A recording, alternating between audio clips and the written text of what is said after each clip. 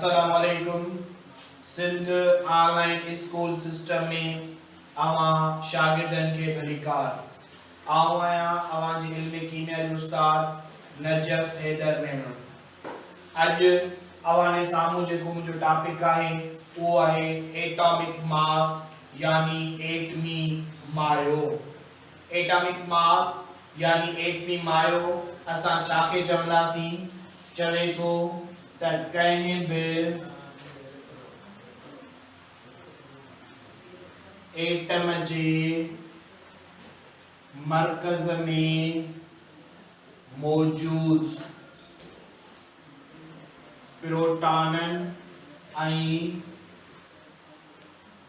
न्यूट्रॉनन जे जोड़ के एटमी मायो चेबो आहे।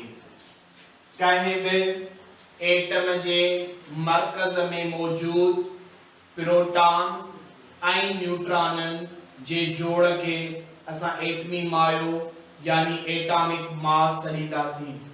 It is the sum of protons and neutrons present in the nucleus of an atom is called atomic mass। यानी असां पढ़ियोसीं त atom जा टे बुनियादी ज़रड़ा हूंदा आहिनि, इलेक्ट्रॉन, प्रोटॉन, न्यूट्रॉन। प्रोटॉन ऐं न्यूट्रॉन गॾिजी करे एटम जे मर्कज़ में रहंदा आहिनि यानी न्यूक्लियस में रहंदा आहिनि, जिनमें जा जेकॾहिं फ़क़त प्रोटॉनन जो तइदाद खणूं त इहो असां वटि एटमी नंबर थी वेंदो, जेको असां गुज़िरियल लेक्चर में पढ़ियो होसीं। अॼु प्रोटॉन ऐं न्यूट्रॉन ॿिन्ही खे पाण में गॾाईंदासीं त इन टाइम जेके जोड़ जो तइदाद थींदो उन जोड़ जे तइदाद खे असां एटमी मायो या एटॉमिक मास पिण सॾींदासीं। हिन खे असां ए जी निशानीअ सां ज़ाहिर कंदासीं। एटॉमिक मास के ए जी निशानी सां ज़ाहिर कबो यानी एटॉमिक मास बराबर आहे सम ऑफ प्रोटॉन्स प्लस न्यूट्रॉन्स, यानी प्रोटॉनन ऐं न्यूट्रॉनन जे जोड़ के असां एटमी मायो या एटॉमिक मास सॾियूं था पिया। हाणे मिसाल वठूं था पिया असां सोडियम जो। सोडियम मेटल असां वटि जहिड़ी सिंबल असां वटि Na यानी सोडियम निशानी असां वटि Na आहे ऐं इन सोडियम जो जेको एटॉमिक मास आहे असां वटि उहो 23 आहे। यानी सोडियम जो जेको एटॉमिक मास 23 आहे, इहो सम आहे असां वटि प्रोटॉन्स ऐं न्यूट्रॉन्स जो। असां एटॉमिक नंबर वारे टॉपिक में पढ़ी आयासीं त सोडियम जो जेको एटॉमिक नंबर आहे असां वटि उहो 11 आहे, यानी सोडियम जे न्यूक्लियस जे अंदर 11 प्रोटॉन मौजूद आहिनि। हाणे जेकॾहिं सोडियम वटि 11 प्रोटॉन हुजनि त बाक़ी न्यूट्रॉन केतिरा थियनि जो ॿिन्हिनि खे पाण में जोड़ कयूं त असां वटि 23 थी वञनि। चए थो त बाक़ी न्यूट्रॉन असां वटि 12 हुजण खपनि, त 11 ऐं 12 जॾहिं पाण में ऐड कंदासीं त असां वटि 23, इहो सोडियम जो एटॉमिक मास या एटमी मायो थींदो असां वटि। अहिड़े नमूने सां जेकॾहिं ॿियो मिसाल असां कार्बन जो खणूं जंहिंजी निशानी 6 असां वटि C आहे ऐं कार्बन जो एटमी मायो जेको आहे असां वटि उहो 12, यानी कार्बन जी सिंबल C ऐं इन जो एटॉमिक मास जेको आहे उहो 12 यानी 12 आहे असां वटि। यानी इहो जेको 12 आहे इहो सम आहे असां वटि प्रोटॉन्स ऐं न्यूट्रॉन्स जो।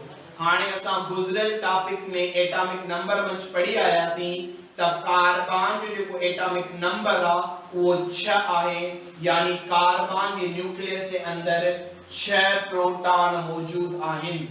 अहिड़े नमूने सां हाणे 6 प्रोटॉन आहिनि, मास नंबर असां वटि 12 आहे कार्बन जो।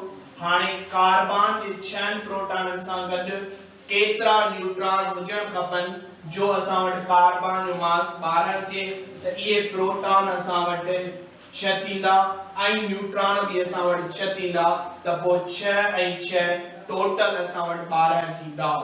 यानी एटॉमिक मास चवंदासीं छा के इहो जोड़ आहे प्रोटॉन ऐं न्यूट्रॉननि जे तइदाद जो जेके कंहिं बि एटम जे मर्कज़ में मौजूद हूंदा आहिनि।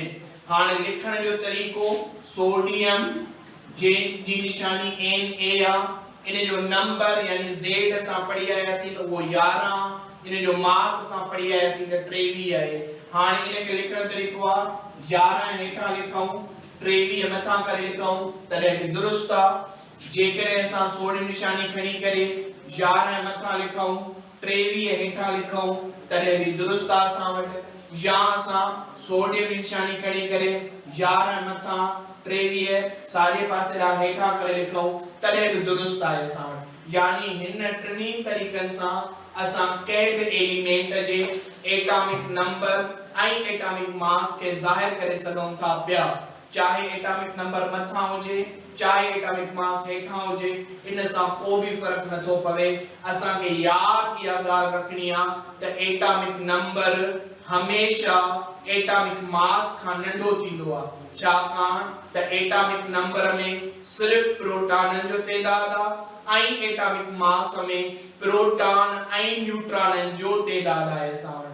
त यानी जेकॾहिं असां खे कंहिं एलिमेंट जो एटॉमिक नंबर ऐं एटॉमिक मास मालूम हूंदो त उन एलिमेंट जा असां इलेक्ट्रॉन प्रोटॉन ऐं न्यूट्रॉन ॻोल्हे सघूं था पिया त इन एलिमेंट जे अंदर केतिरा इलेक्ट्रॉन प्रोटॉन ऐं न्यूट्रॉन मौजूद आहिनि। इहो हुयो असांजो अॼोको टॉपिक एटॉमिक मास यानी एटमी मायो। Thank you very much.